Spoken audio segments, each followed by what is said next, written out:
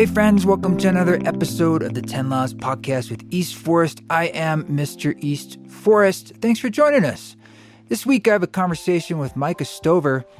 Micah is a very brilliant woman, a mother, a writer, a therapist, I believe, of sorts, doing her work, uncovering new ways of being and diving into growing into the future.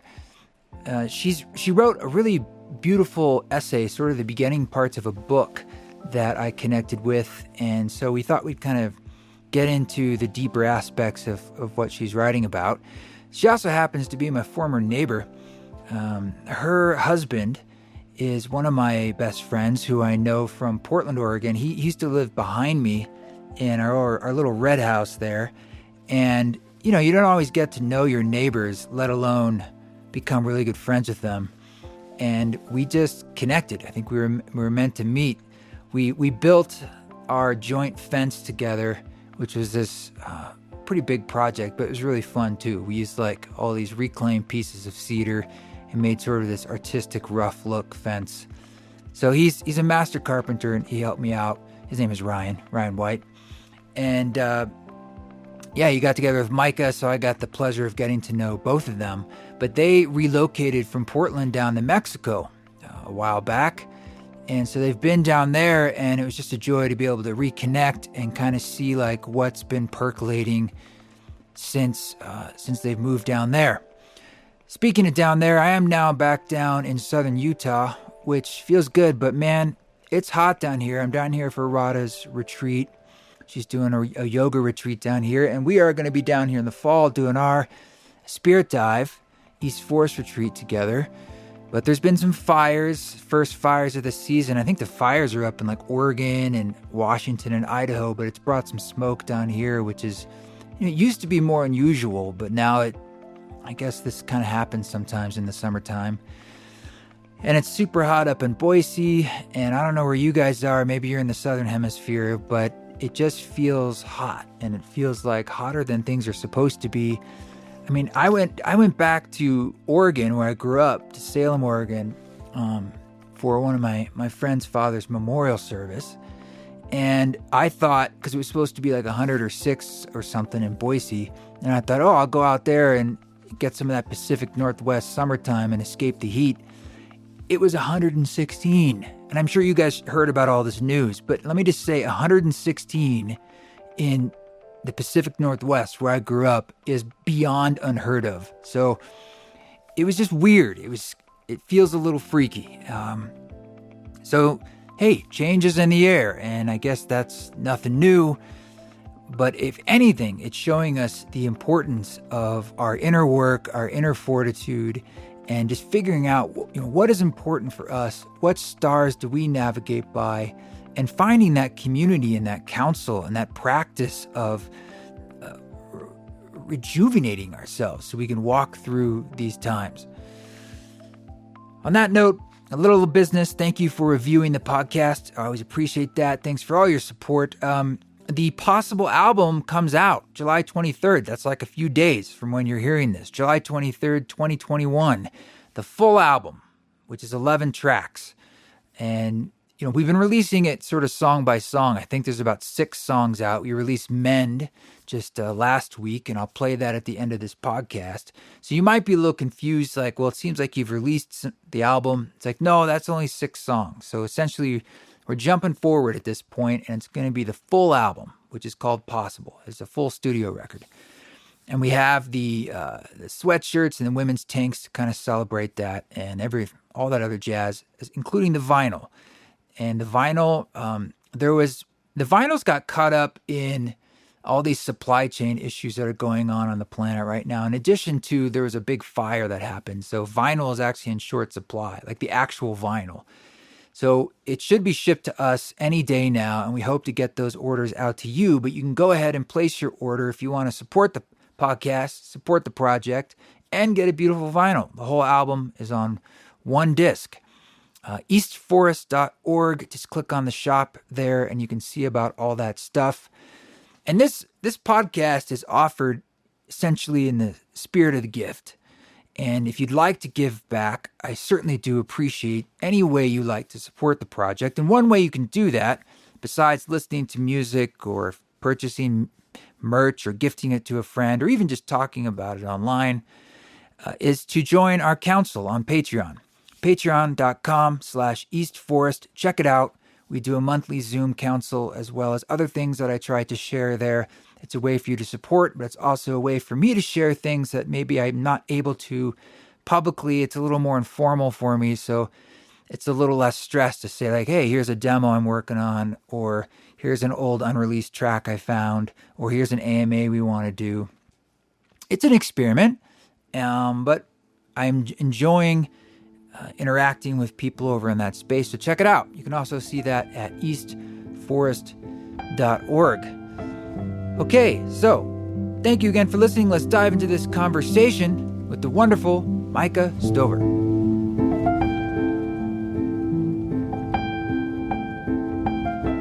Micah Stover, thank you so much for taking the time from Mexico to have a little chat. Is it extremely hot down there right now? Oh my God, sweltering. The humidity is in full effect from like the start of the day until the end of the day. Yeah, we know each other from Portland in Oregon, which is clearly a different climate. And before we dive into like kind of your work and your life, what precipitated? Was it just the weather, or like what was the? This is way pre-pandemic. You guys were kind of ahead of the curve of like getting out of Dodge. Yeah, both my husband and I traveled pretty extensively before we met, and then because he had a daughter and we wanted kids, we sort of told ourselves, well, we should probably like anchor in, plant some roots, and then when the kids came along, they actually became one of the main catalysts for wanting to travel. Just wanting them to have the experience of otherness in another culture where they're not so organically at the center of everything, which, I think you can do a lot to sort of teach your kids about privilege and what that means and to not fall into the traps of entitlement. But I also think that these are really intellectual concepts, especially if you don't have a counterpoint of experience. So pretty early into their arrival, like looking back, sort of insanely so, the baby was a year and the toddler was 3 when we moved here. So the littlest one didn't talk or walk. And so it's kind of insane looking back, but it's been amazing. It's amazing to hear them speaking Spanish, and it's a great place to raise kids. Yeah. How's your Spanish? Is that something you guys worked on? Well, we're improving bit by bit. Like I always prided myself in being really good at language acquisition. Like that was always the thing that came naturally to me in school. Surprisingly, as you get older and there's more clutter in the brain, it's not as seamless. I think also the pandemic definitely slowed things down because, we were here for, I don't know, maybe 9 months before things shut down. And then we definitely were much more insular in our family unit. And we speak a lot more English just when it's us together. But we're trying and we're making strides. That's impressive. Yeah, well, I thought it was a really brave and bold move. So it's something I've admired, and it's cool you guys are doing it. And your husband Ryan's a dear friend, and so it was interesting to hear about and read a bit about some of the stuff you've been diving into more publicly, which, if I'm correct, is sort of framing around trauma and sort of in essence how we work through that. I know you found an ally in various forms of ceremony and plant medicine work, and you kind of have your own lens or angle on it. So maybe you could just give us a little bit of background on like what that means to you or how that came up, like why now? Yeah. I mean, several years ago when I was, like emerging young adult coming out of the throes of my own traumatic childhood and whatnot, I found my way to plant medicines like psilocybin. And also I had a pretty formative experience with MDMA early in my life that I really think in a lot of ways, looking back now, hindsight's 2020, the scope and impact of those events really took me from a place of crisis to a place of life affirmation. And it's astonishing to me to look back at that now and recognize the impact that it played. And then I think having emerged from an evangelical background, once I got out of crisis, I really put all the things that were labeled to me growing up as taboo, of which that's almost all the things, sort of on the shelf, and got back to conventional life. And then when our oldest son was born, we had just a crazy ride through that experience. Basically, multiple miscarriages before we conceived him. And then, you name it, like what could go wrong during a pregnancy. And it happened during our pregnancy with him. And then when he was finally born, he came out about 2 months early, and we were in the NICU. And it was a beautiful experience, and also crazy traumatic and scary. You're definitely in the space, but both Ryan, my husband, and I, as well as just as you have this 3-pound little baby, are all kind of in triage and crisis. And when, I guess we were in the NICU just shy of 2 months, and they told us, "Oh, you're doing great. Everything's awesome. You guys can go home." And I remember thinking to myself, like, I'm not fit for going home. Like, I'm so happy that you're telling me we're okay, but I don't feel okay inside. And it was really reminiscent of that earlier point in my life when I'd felt crisis. Like, all the backdrop of my life was different, but that core feeling of instability was very familiar. Except that now I had this crazy sense of urgency and purpose to put all of that to rest. And so I think because I had that footnote of having had those experiences with plant medicines in the background, and it was really coming into the forefront of the cultural conversation, again, being in Portland too, it was not hard to find a psychedelic therapist working in the underground sort of network there. And that was the start of my process. And it's been life-changing in every way. It sounds like you had this initiatory experience, the birthing process, but I'm trying to connect the dots, or I'm personally interested in like the roles that like the psychedelic experiences in your past or currently kind of helped you through that. Like, because I know we're all going through that in different ways, different forms of trauma that's coming up that we're healing. I mean, I think for me, what made psychedelics the thing that worked, why it was really the only thing that seemed to be calling to me, is a couple of things. One is I tried every sort of conventional method to reconcile anxious tendencies, depressive tendencies, talk therapy, acupuncture, Reiki. I mean, you name it. I tried it. And I think all of them have had merit and value, made positive impact. But I also was still struggling. And I didn't want to feel like the overshadow of those things kind of standing between me and the rest of my life. And so I was really drawn to this idea that I could actually change or alter the construction of my mind. Like Michael Pollan's book, How to Change Your Mind. You alter the neural pathways in there and relay some new tracks, so to speak. And I think what makes that possible is because the psychedelics work in such a way to dissolve the rigidity of the ego and the coping mechanisms, defense mechanisms, if you will, that we've built up in order to survive traumatic experiences.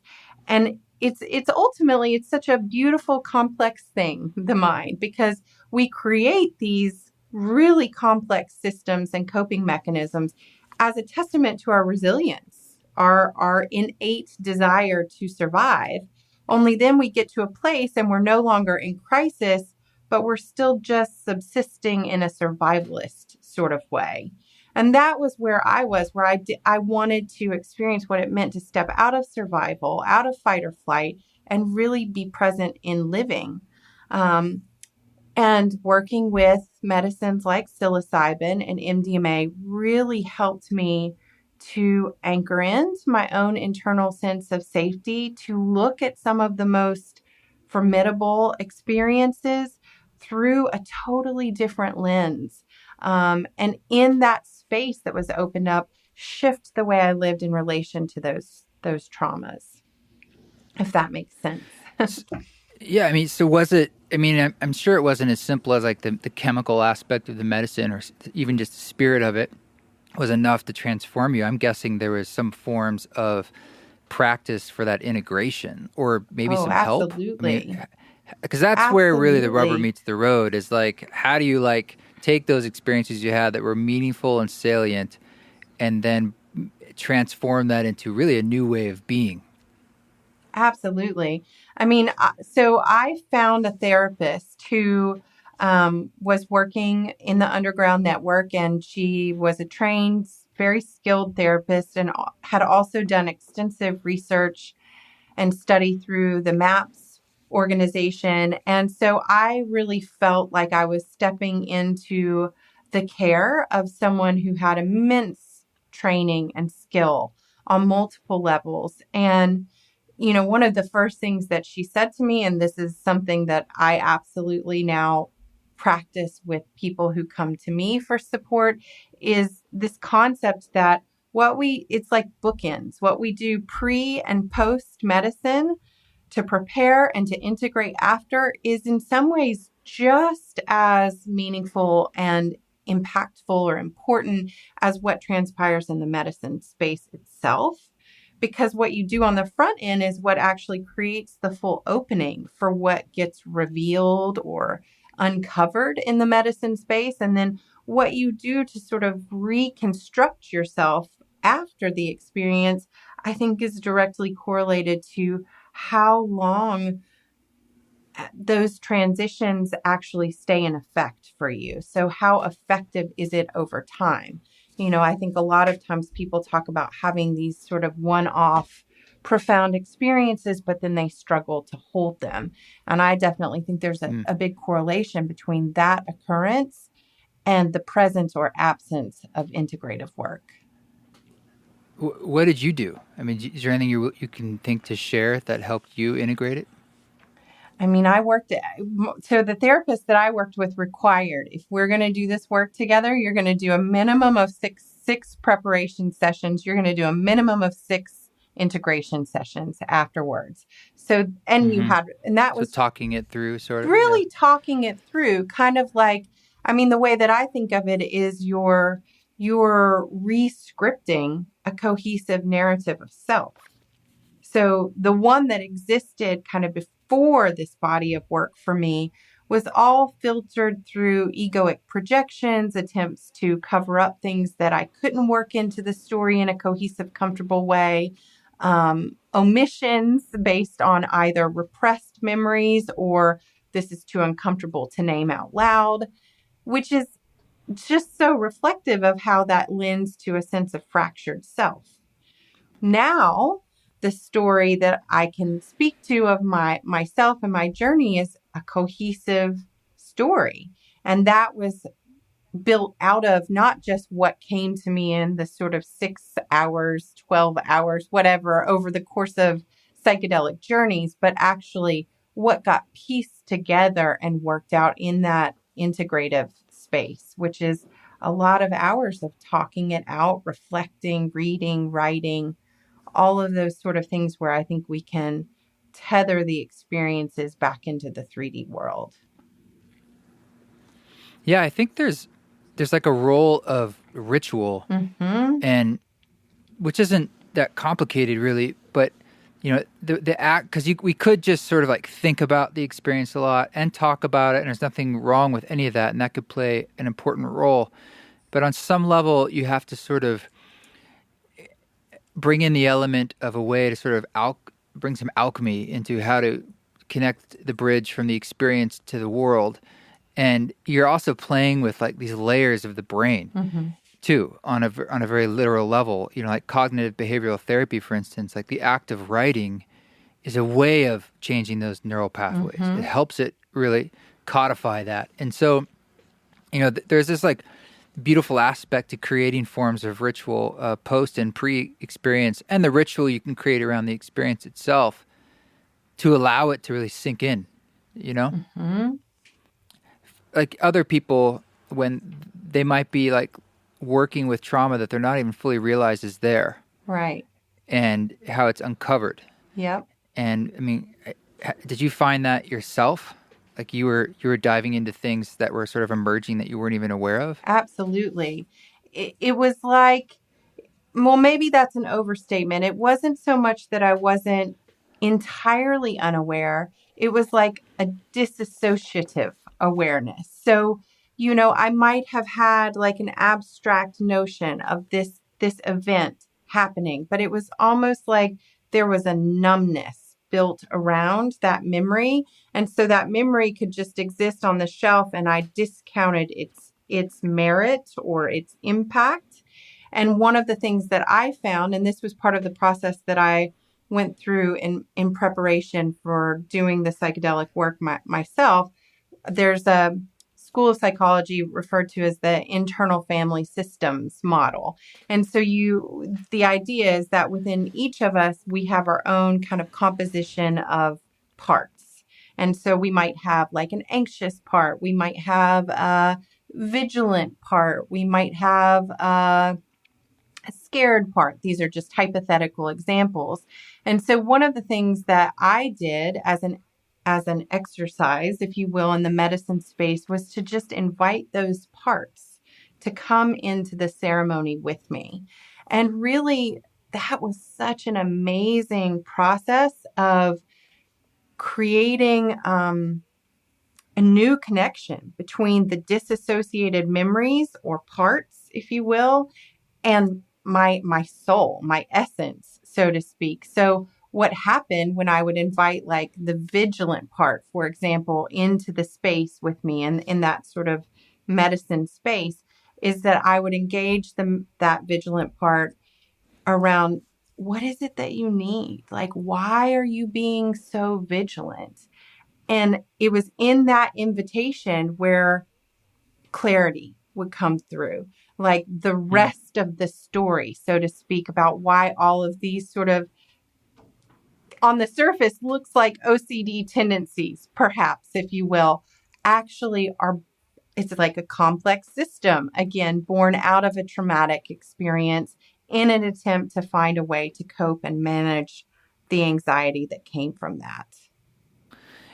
It's so interesting that like we're talking about the unseen, and it seems like these days that's emerging on lots of different levels, whether it's even a virus, which I guess you can technically see it under a microscope, but even like this UFO stuff and emergence through the official channels in the government, or like just the emergence of collectively as a people and individuals, us sort of dealing with basically all the karma of what we've sown over generations upon generations, and it's sort of like coming to a fore, and we're trying to figure out like, how do we deal with this? What do we do with that which has built up and emerged? And like, how would you say that we can approach that as a people beyond like how does that magnify that lens from your own experience to something larger? Yeah, I mean, it's such a good question. And I think it's also an astute observation. Like we've created this collective state that I would say is a combination of major disassociation matched with vigilance. It's like so usually when there's a traumatic occurrence, and as you alluded to earlier, we're all sort of experiencing trauma to various degrees and in various ways. So I don't want to use the term loosely, and also it's relative. And what happens when an individual goes through something that's traumatic, there's like a split in the being. And the being tends to go one of two different directions. They either become very disassociated, and this might present like, I'm here, but I'm not really here. I'm present, but I'm a little bit checked out. Or they go to the other end of the spectrum where they're vigilant. There's like a desire or a need to try to control all the variables. And I think if you look around, that's our reality. We've got some strange convergence of a lot of mass consciousness that's checked out, and another big presence of mass consciousness that's trying to control everything. And I'm really curious about what's underneath all of that. Like, what if we actually feel, not just the good or the bad, but all of it? Like, can we remember how to feel? And can these medicines help to show us the way to that? Do you sense like any kind of significant difference being outside of the United States? I mean, I know it's just your point of view from where you're at, but both from through the vantage point of the medicines, psychedelic medicines, and also sort of like the ability to feel and how checked in or checked out you are being out, you're outside of America. Yeah. I mean, that's also a great question. To me, it feels liberating and grounding, at least for now, to be unplugged from that ecosystem. And I don't mean that in a disparaging way. Like, that is my home, that is my culture, and I have so much gratitude for so many things about that place from where I come. And also, it's just felt like, I think right now, given the piece I was just alluding to around the disassociative prevalence in the mass consciousness, it's nice to be unplugged from that. And it's not to say that it doesn't exist to varying degrees in other places, but I mean, one of the things that my husband and I have talked about so much in our almost now 2 years of being here is just how much more present people feel. There's like so much more being right now, as opposed to being on smartphones, planning for next week, planning for the one thereafter. And it's interesting to really dig into what is going on there. How much of it is innately cultural? How much of it is a function of privilege? There's just so much rich material that could be dug into in that question. But yeah, I think for us right now, being here feels really right. I think for me, in working with the medicines, that's another piece that makes being here specifically feel so nurturing. As far as psilocybin goes, this is like a medicinal tool that has been readily called upon by local indigenous people for years. So there's not the same sorts of stigma or legalities. It's almost seen like to use that word you referenced before, it's a ritual, it's a ceremony, it's a cultural practice, it's a medicine, it's a tool. So all of this sort of American taboo around it dissipates pretty quickly.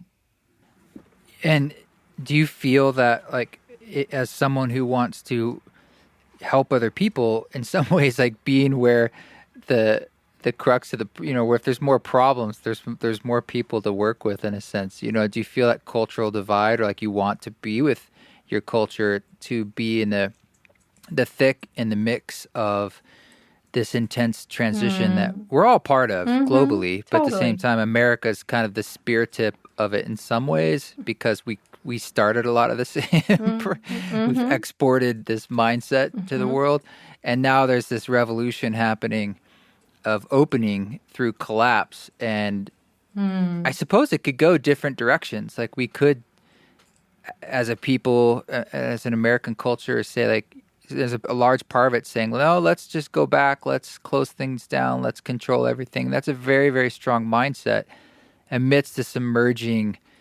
other side where people are sort of loosening the grip a bit and maybe trying to learn how to trust more and do the work internally to find that change from the inside out. I mean, do you feel like you're, in a sense, literally outside that process, or do you not really care? It's sort of like you're doing your thing. It's not, it would be too reductionistic to say I don't care, because I do. And we talk about this a lot. Like, what is our responsibility to go back, to be in the mix of it? I think for now, and this is very much for now, the way that we've reconciled or come to terms with it is that I am offering a respite place for people to come to when they want to unplug a little bit from that ecosystem with relative ease. It's not very far. And just have like a reset. So I feel like we've got a nice level of proximity. We can also offer, and I mean, I was amazed throughout even the thickest part of the pandemic, how many people were desperately seeking just that, some respite. I need to get out of this, and I need to know I'm going to land somewhere where I'm going to be taken care of. My spirit's going to be nurtured. Can I come? And to be able to say yes and provide that felt like such a gift. Yeah, I can imagine that is a gift. I mean, you guys are like close to the ocean, right? I mean, there's a whole level of gift of just having Mother Ocean there. Absolutely. Absolutely. I mean, we talk about it as in like the ocean is like a character in our lives. Like the way that she nurtures our sons, the way that she nurtures us, the way in which that is a source that we can go to multiple times a week to be reset. I mean, that is a gift. Absolutely. Absolutely. So what do you think is sort of like the edge for you of what you're moving into and leaning into? I mean, because I read that piece that you wrote that was pretty personal. I mean, I don't know if you have that handy because it could be kind of fun to read some of that. But I know you're leaning into kind of expanding on that and as a way of sharing your own story. So it'd be great if we could, in some ways, talk more about that story. We absolutely can. I don't have it right here, but I could easily grab it. It's not very far away. But I can just talk a little bit about it, too. Why don't you set it up, and then we'll go get it. Okay. And hear a little bit of it. Perfect. So, in essence, I think part of what, at the same time as I birthed my oldest son, I basically birthed out like a story in me that needed to be released, which was one around intergenerational trauma. And my son was the catalyst for my deepest healing.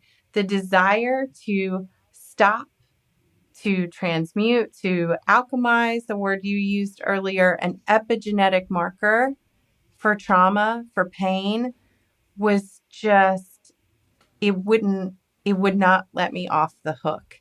And so really the piece that I shared with you that you read was about that story for me, like really understanding what was at the root of my own personal lineage story of trauma, how that had shaped and informed my father, how that shaped and informed me, and what, in fact, I was going to do how I was going to do it to ensure that didn't carry on with my sons. Yeah, that sounds relevant. Hold on, let me grab it. One Germaine. second. Hold on. Sure, take your time. And this kind of connects to something you asked me about earlier, like how do I work in the medicine space? How was I sort of trained to work in the medicine space? And how is that? I mean, now I really see the medicine as my sort of greatest guide and teacher, and I feel blessed to have cultivated the rituals and the connection to be able to come to that space with a question to that kind of divine source, if you will, and to know how to like work with her symbols and her metaphors to help me understand what's at play personally for me and like again on a larger cultural level. So in a particular journey that I had, and this one was definitely one of, I mean, they're all super impactful, but this one was really, really intense and profound. And my question entering into that journey was, and you know, I always sort of address it like I think of the mushrooms as giving me access to speak in a pretty direct, humble way to Pachamama. And so I sort of said to her, can you please help me understand my dad? Because I have like a cognitive understanding of him, but I knew that there were so many gaps in that cognitive understanding. And, you know, I mean, I think the other big piece of this is that the medicine has enabled me from a really complete holistic way to move out of a state of like blame, shame, victimhood into one of empathy and understanding. And that is most really typified through that relationship with him where, you know, I experienced a lot of traumatic stuff in the dynamic between he and I. And I think deep down, like even as a little kid, my intuitive wisdom knew that this person was doing the best that he could do despite his own trauma. But that like, again, that cognitive or intellectual understanding can really only take you so far, right? And so that's why I came to the medicine with this question of like, help me understand. What is it that happened to him so that I could sort of have that increased empathy? And that helps me love him more completely, but it also helps me love myself. Yeah, it's that epigenetic or just clearly just generational sort of passing the baton of each of our experiences and the way trauma is transferred. And you think about that across all of time and just imagine like in some ways the choices we make and the karma we've created, how that's been influenced by just thousands upon thousands of generations of challenging situations, you know. Absolutely. And what is our role now? You know, what options do we have to change that course by placing that baton on the ground through different forms of work? So I think it's highly relevant in like how we get through this time. Yeah, is there some of that you'd be open to reading? Sure. Let's see. I'm just trying to think what's the best part. So I don't remember it being super long, right? it's not super long. I mean, I guess I could read it all, but I think I'll skip around a little bit. Let's see. Whatever you're comfortable with. Okay. So, I mean, this really goes like right into so yeah, I asked the question to the medicine. I waited for the medicine to take effect. And within maybe 10 to 20 minutes, this is what was shown to me. My father was a rape baby. Because of this, he wasn't really properly loved. My grandma was 15. My dad was the third of 8 kids. My aunt told me they both nearly died during his birth, the cord wrapped around his baby neck in their old farmhouse with no running water. Poverty inside and out. She wasn't raped by a stranger. It was her husband, my grandfather. It took me a long time to understand sex must be consensual to not be rape. Back in the Tennessee hills where my dad grew up, women, especially wives, were property. They did what they were told. Sex was no exception. My grandpa was a drunk with a temper, damaged deeply from the war. Battle wounds overlaying mental illness undiagnosed. No psychologists in those days, in those parts. Mental illness was weakness, and weakness was cowardice, and that you conquered with God and sheer will. I never met my grandpa, but when the psilocybin takes me to the dark ancestral cave, I smell moonshine and whiskey on the walls. I hear her first in a scream, and then in a scared animal whimper. Stop, she pleads. I sense terror coursing, the kerosene lamp dimly lighting the corridor through which she frantically crawls. I feel the back of his calloused hand, and huge furry knuckles strike her cheekbone, her small 5-foot body smacking to the floor. Sometimes when I see her, she fights back. Sometimes she doesn't. I'm going to skip on to the next section. I felt fear before love and shame before safe. These were the values instilled. Intimacy was sin unless sanctioned by God. My grandparents' shame became my father's, and his shame became mine, passed down the generational line. Sexual trauma like Morse code or an ancient dialect, traveling through time and my family, right alongside big lips and sharp tongues. My dad scathed past poverty, but the rape baby layers stuck to the bone. The absence of tenderness and touch, the vulnerability love requires. It was more than he could muster. So he raised me from the broken place, teaching me to be hard and gritty, humble and sorry. I've been saying sorry for as long as I can remember, but not anymore. He provided for me beyond the cellular residue of dirt poor, so I had access to education. When I nearly died of depression, my parents got me help. He didn't believe in therapists or any of that other intellectualized nonsense, but he paid for it for me. That was his love language, providing and working rather than drinking and whoring. He was better than his father, and that's not nothing, but it still wasn't enough. My life looked like privilege, and it felt like rot. Sometimes when Dad couldn't contain the rage, he struck me, knuckles like the ones in the cave. But time folds in on itself in psychedelic space. Nothing is linear. My eyes peel back for signs. I am a little girl. I am my grandmother. I'm a teenager, a daughter, a mother, a baby. I see everything at once. The grand, tragic tapestry of my lineage revealed. And then I see my sons in the horizon. They're safe, but only from afar. I'm holding back a tsunami of pain, so big and old and deep that it feels like it will destroy me instantly. It's clear. They're the reason I'm here. Their emancipation from this lineage story of soul-crushing trauma. That is all that matters. My solitary mission. The girl in me who'd spent a lifetime chasing perfection had to let go in order for the real me to blaze through. The psilocybin released her from the cave by showing what was hidden. Now she gets it. Now that she's in her power and not her pain. She's vulnerable, but unafraid. She's brave and wise. She's a damn good and perfect mama. She's me, and we're finally free now that the ghosts are gone. Wow, thanks.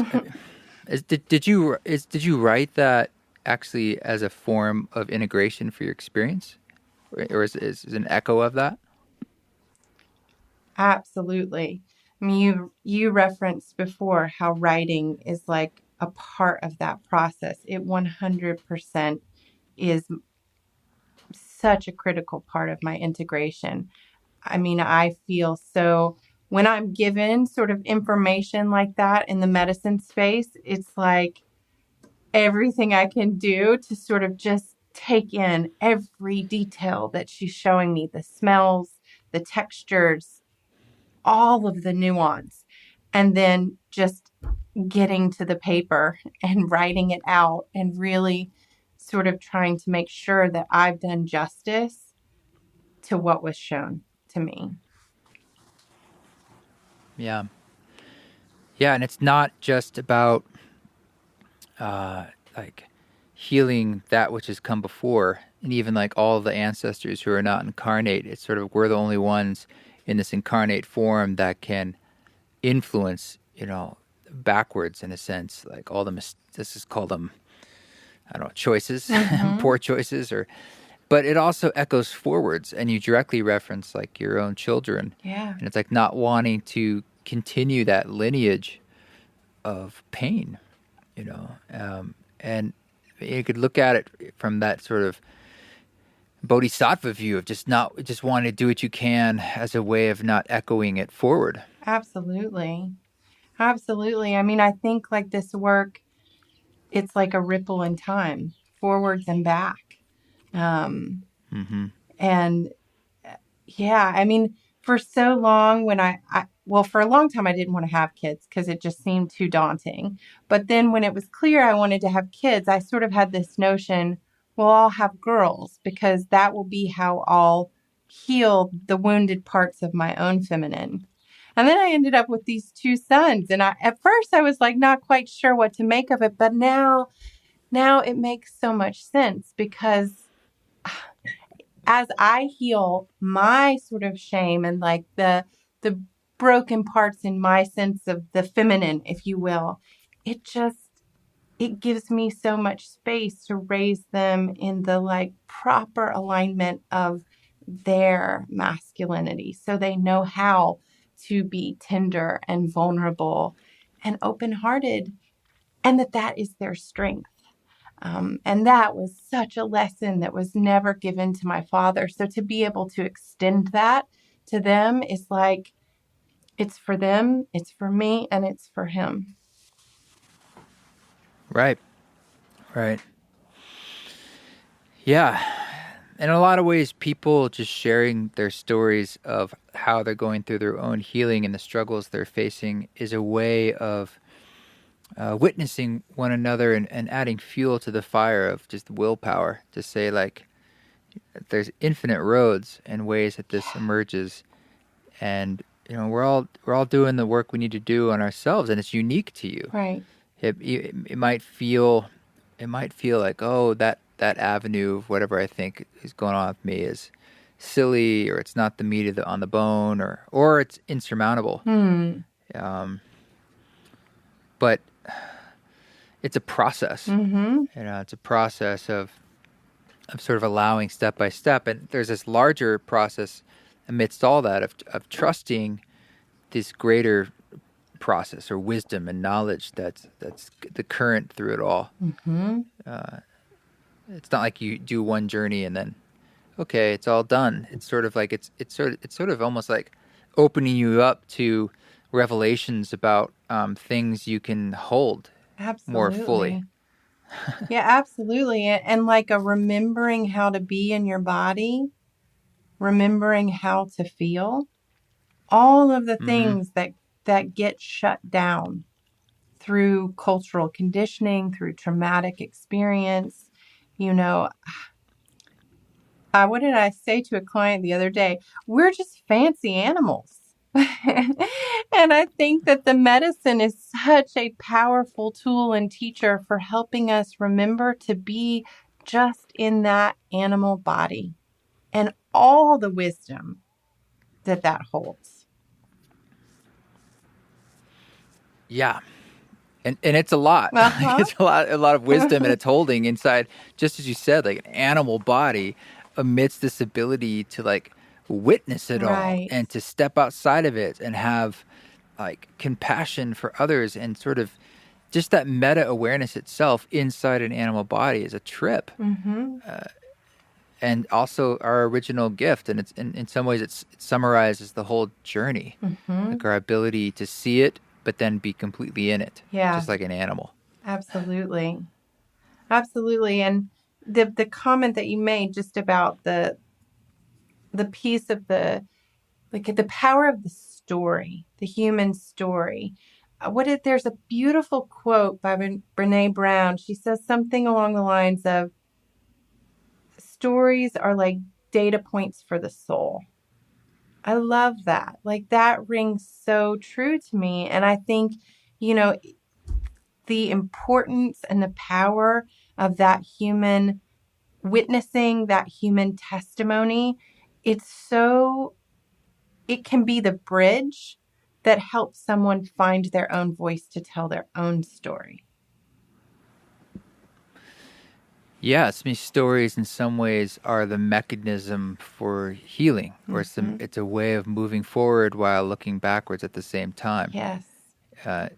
There's a sort of a saying in PR that's like, the story you tell is a story that's told, and that's just sort of speaking to, like, look, whatever you write about, whatever you're saying you are, is just people repeat it, but there's some like hidden wisdom in that. It's sort of like for yourself and in the universe, like the story you tell is a story that is told. Right. And so you need to define that story. And also, more importantly, you need to tell that story. Yeah, absolutely. Absolutely. I mean, it's like the stuff that we leave in the dark and in sort of that secret chamber is the stuff that steals our life force, that takes away potential. And again, to go back to that word of alchemy, like that is, for me, in the space of like crafting the story, which is very much a part of the integration process. I watch that sort of dark shame kernel alchemize into pure positive potential. Yeah, that would be the ultimate manifestation of it, for sure. And we're definitely in a time that feels very ripe. Like, I'm imagining like this timeline of the story you're telling in your own process it's laid on top of these larger changes that we're going through. And I see that in my own life, and I see it with a lot of other people too. And I kind of believe that we're all being, like, there's cracks in the armor, lights coming through that's unique we can only see it ourselves in very personal ways. And it's sort of, you get to choose, do I want to kind of look in there or not? Right. But it's a time of opportunity. Even just like, you could say, like, these conversations like this, or the different ways, there's different forms of medicine work going around, or all the other modalities happening. They're all just these different tools for people to hopefully do their own healing, empower themselves. And so we just hope that there's that kind of access, and that it speaks the language that each person needs to hear and see, so it's relevant to them. Right. Absolutely. Absolutely. I mean, I've been, again, just amazed. Like, when the pandemic started and everything was shutting down, Ryan and I were sort of like, oh, I guess it's just going to be us here and far away from home. And it was amazing how that whole experience, hard as it was so evocative and provocative of people really, like, I think it's Rumi, the quote where the wound is the place where the light gets in.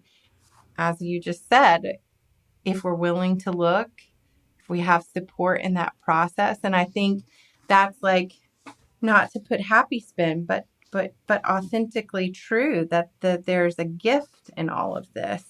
The gift being that we've all been pushed to look a little bit more deeply and honestly about what's really going on. Yeah. A gift is, if you have the lens that everything is a gift, I mean, it just, on the most basic level, means that it doesn't have to be always that it feels like really easy. Sure. Or quote unquote, it's like sometimes the gifts are it hard. might not feel like what you think of a gift is. Right.